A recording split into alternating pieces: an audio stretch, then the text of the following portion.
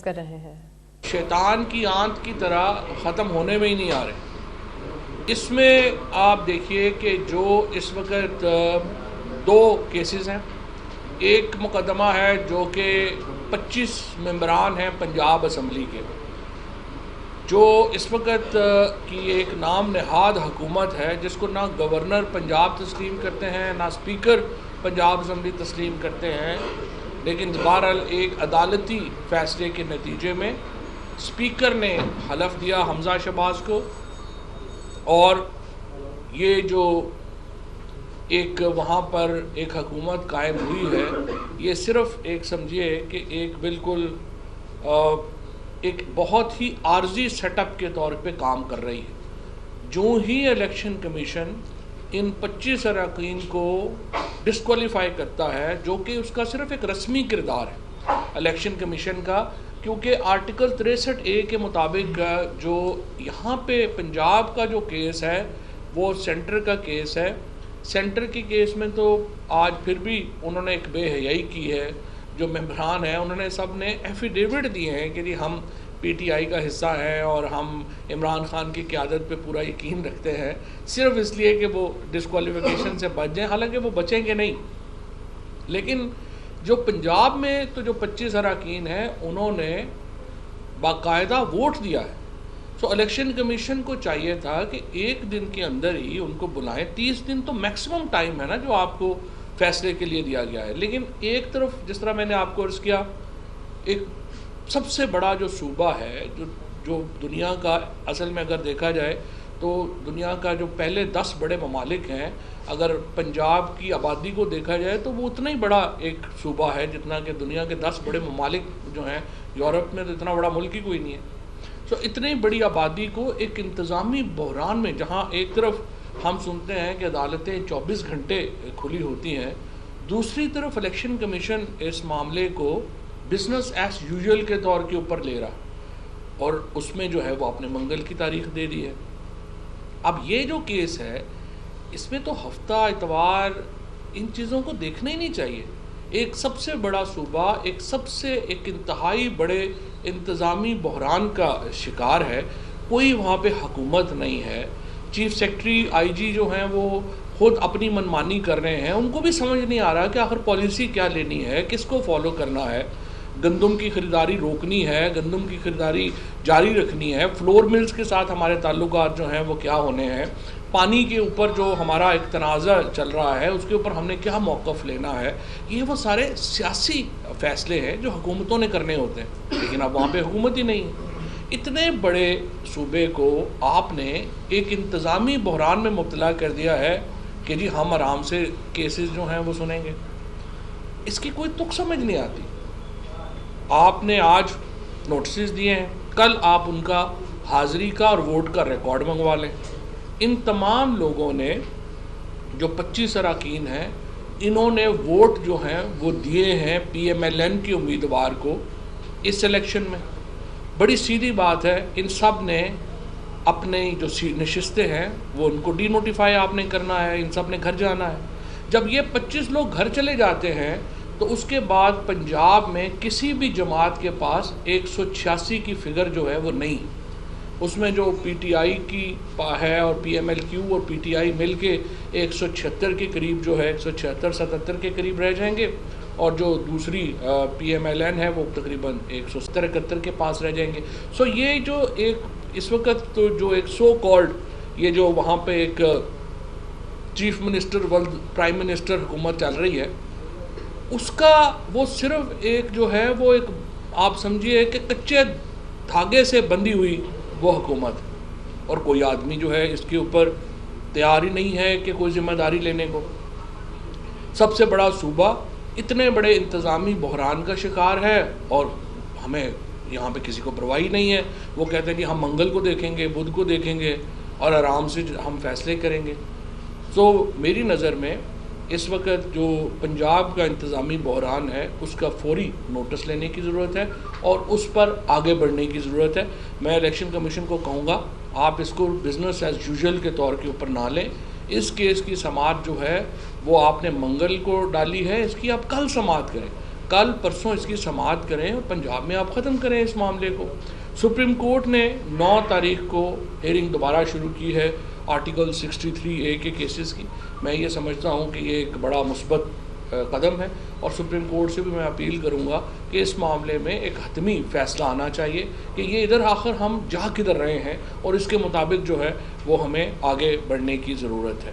और मैं ये समझता हूँ कि जितनी जल्दी ये फ़ैसले आएंगे पाकिस्तान में उतना जल्दी सियासी इस्तेहकाम वापस आएगा। आज इमरान खान मियाँ वाली में अपनी ये जो सेकंड लेग है जलसों की उसका आगाज़ कर रहे हैं। इंशाअल्लाह ताला 6 से ये जलसे शुरू हो रहे हैं, 20 तक ये जलसे जाएंगे। इसी दौरान लॉन्ग मार्च की जो हतमी तारीख़ है वो अनाउंस कर दी जाएगी, जो कि 20 मई से लेके और 29 मई के दरमियान जो कोई दिन है वो होगा। तमाम कारकुनान इस सिलसिले में अपनी तैयारी करें इंशाअल्लाह ताला। और एक अवाम का जम्मे गफ़ीर बहुत बड़ा रैला जो है वो आप देखेंगे कि इस्लामाबाद की तरफ आएगा। लाखों लोग, इतना बड़ा जो आप समझिए कि इनकलाब जो है वो मॉडर्न दुनिया में किसी और ने नहीं देखा होगा। जितना बड़ा रैला जो है वो इंशाअल्लाह इस्लामाबाद की तरफ बढ़ेगा। और जो लोग ये कह रहे थे कि देखेंगे कि तपती धूप में कितनी देर बाहर बैठते हैं, अब देखना यह है कि तपती धूप में ये लोग बाहर बैठते हैं या लोग जो अब ऐवानों में हैं उन्हें तपती धूप में बैठना पड़ता है। तो जब ये फ़ैसले अवाम करते हैं और जो इक़्तिदार आला का फ़ैसला है वो भी अवाम ने करना है। हमने कल जो एक कमीशन की बात की थी, मैं समझता हूँ हुकूमत ने, पहले तो हमें बताया जा रहा था कि कोई ख़त है ही नहीं, कोई मरासला है ही नहीं है और ये सारा जाली है और ये है और वो है। लेकिन कल मिस इन्फॉर्मेशन ने जो प्रेस कॉन्फ्रेंस की उसमें उन्होंने तस्लीम किया कि ना सिर्फ ये कि एक मरासला मौजूद है, उसकी हकीकत मौजूद है, लिहाजा उसके ऊपर उन्होंने कहा कि हम अपनी मर्ज़ी का कमीशन बनाएंगे। वो ज़ाहिर है हमने उसको मुस्तरद किया और हम जुडिशल कमीशन जो है इसके ऊपर चाह रहे हैं। मुझे उम्मीद है इस हफ्ते चीफ जस्टिस पाकिस्तान इस ज़िमन में भी अपना कोई फ़ैसला लेंगे और उन्हें लेना चाहिए, क्योंकि ये एक बहुत ही अहम मसला है कि किस तरीके से एक हुकूमत को पाकिस्तान में तब्दील किया गया और उसको बदल के जो है वो इस तरीके से ये हुकूमत जो है उसको नाफज किया गया। सो मेरी नज़र में ये मामलात जो हैं इनको उसी तरीके से डील करना चाहिए जिस तरह स्पीकर की रूलिंग के मामले को डील किया गया। अगर इन मामलात के ऊपर एक बिज़नेस एज़ यूजुअल होगा, तारीख़ पे तारीख़ जो है वो होगी, तो उसके नतीजे में ये इंतज़ामी बहरान बहुत बढ़ जाएंगे। मेरी नज़र में इस वक्त जो पंजाब का इंतज़ामी बहरान है वो अपनी वो हमारे बिल्कुल कद से ऊपर चला गया है और उसके साथ साथ अब जो वफाक का बहरान है वो भी बढ़ रहा है, क्योंकि वहाँ पर भी देखें हम सुप्रीम कोर्ट से ये कह रहे हैं कि जो लोग हैं वो वहाँ पे वोट नहीं कर सकते। अगर वो वोट नहीं कर सकते तो इसका मतलब यह है कि इस वक्त जो प्राइम मिनिस्टर की हुकूमत है उसको 173 लोगों की कुल जो है वो हमायत हासिल है। और आपको मालूम है कि वज़ीर आज़म रहने के लिए आपको 172 लोगों की मुसलसल ज़रूरत है। 173 में से इस वक्त उनके पास जो ताज़ा तरीन इतलात है मेरी वो ये हैं कि 3 अराकीन जो हैं वो शहबाज शरीफ साहब का मज़ीद साथ देने से इनकारी है। लिहाजा इस वक्त जो टोटल स्ट्रेंथ है इस वक्त मौजूदा हुकूमत की वो 168-169 है। तो इस वक्त एक मिनॉरिटी हुकूमत पाकिस्तान के ऊपर मुसल्लत है और बाहर के उससे मुसल्लत है। और जो ही ये मामला ख़त्म होगा सुप्रीम कोर्ट का, उसके बाद इन्हें एतमाद का वोट लेना है और उसके लिए 172 अराकीन इस हुकूमत के पास मौजूद नहीं है। सो मुझे उम्मीद है कि इंशाअल्लाह जो अगला हफ़्ता या अगले 2 हफ़्ते हैं, अगले 14 दिन जो हैं, ये 20 तारीख़ तक इमरान खान साहब ने अपना लॉन्ग मार्च का अनाउंस करना है। मुझे पूरी उम्मीद है कि 20 से पहले पंजाब की हुकूमत जो है वो इंशाअल्लाह 12 से पहले और ये हुकूमत इंशाअल्लाह 20 मई से पहले फ़ारिग हो जाएगी और अवाम का जो राज है वो पाकिस्तान के ऊपर बहाल होगा और पाकिस्तान के अवाम ने अल्टीमेटली फ़ैसला करना है कि जो वो किसको मिलेगा और थैंक यू।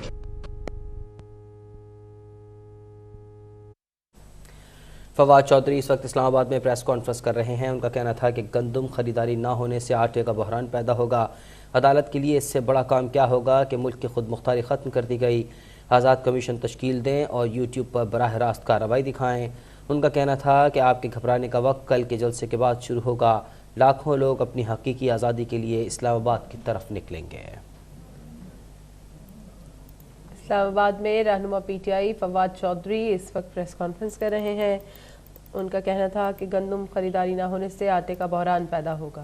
अहकाम की अलामत भी है और जामन भी है, और अफवाज पाकिस्तान जो हैं इनका इस वक्त एक जो रोल है, अगर ये अफवाज पाकिस्तान कमज़ोर होती हैं तो पाकिस्तान को तो 3 हिस्सों में तकसीम करने का प्लान जो है वो वाज़े है। इसकी में तमाम लॉबीज़ जो हैं वो मुलव्वस हैं, और हमारी ये ज़िम्मेदारी है, सियासी क़ुव्वतों की ये ज़िम्मेदारी है कि अगर हमारा ज़ाहिर है कि फ़ौज का एक पॉलिटिकल रोल रहा है पाकिस्तान में, लेकिन इसके बावजूद हर सूरत में हमें अफवाज पाकिस्तान का जो किरदार है उसको जो है वो हमने उसको तहफ़्फ़ुज़ देना है, और हमने जो हमारे इदारे हैं उनका एहतराम लाज़िम। साहब आप कह रहे हैं कि इलेक्शन कमीशन ये कह चुका है कि 7 माह तक हम इलेक्शन नहीं करवा सकते। इलेक्शन कमीशन जब ये कहता है तो उसके बाद अगला जो उसके पास ऑप्शन है वो ये है कि वो इस्तीफ़ा दे दें, क्योंकि आर्टिकल 225 के मुताबिक इलेक्शन कमीशन ने हर हालत में 3 महीनों के अंदर यानी 90 दिनों के अंदर इलेक्शन करवाने हैं। मसलन अगर ये कल पंजाब की हुकूमत जो है, जो इंशाल्लाह मैंने कहा जिस तरह के 12 मई से पहले ये गिर जाएगी और किसी के पास अक्सरियत नहीं है, अगर यहाँ इलेक्शन होते हैं तो इलेक्शन कमीशन क्या कहेगा, हम 7 महीने तक इलेक्शन नहीं करवा सकते।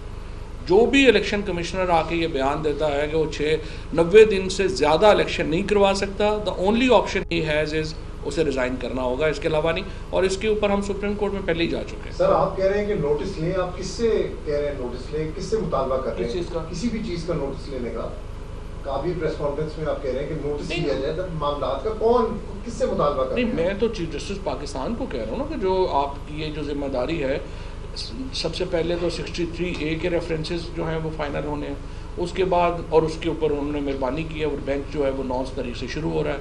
उसके बाद जो अगला मरहला है वो है आपका जो आपने कमीशन बनाना है, और कमीशन भी ज़ाहिर है हम तो चीफ जस्टिस पाकिस्तान को कह रहे हैं कि वो कमीशन बनाए।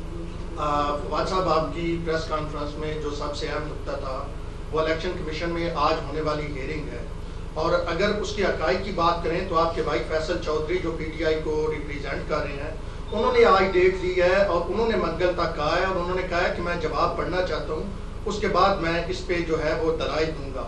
तो इसमें इलेक्शन कमीशन को आप तनकीद का निशाना बना रहे हैं कि उन्होंने मंगल तक दिया है, जबकि ये डिमांड आपकी अपनी थी। दूसरा सवाल ये है, पहले रुक दे। पहली बात तो यह है कि जब भी सवाल करें तो इम्पोर्टेंट ये होता है कि रिपोर्टिंग आपको एक फैक्ट्स जो है ना वो पता हो। इलेक्शन कमीशन के पास 2 केस हैं, एक केस है जो MNAs का है, एक केस है जो MPAs का है। जो MNAs का केस है उसमें तारीख जो है वो मंगल ली गई है, क्योंकि 26 लोगों ने इनकार किया है।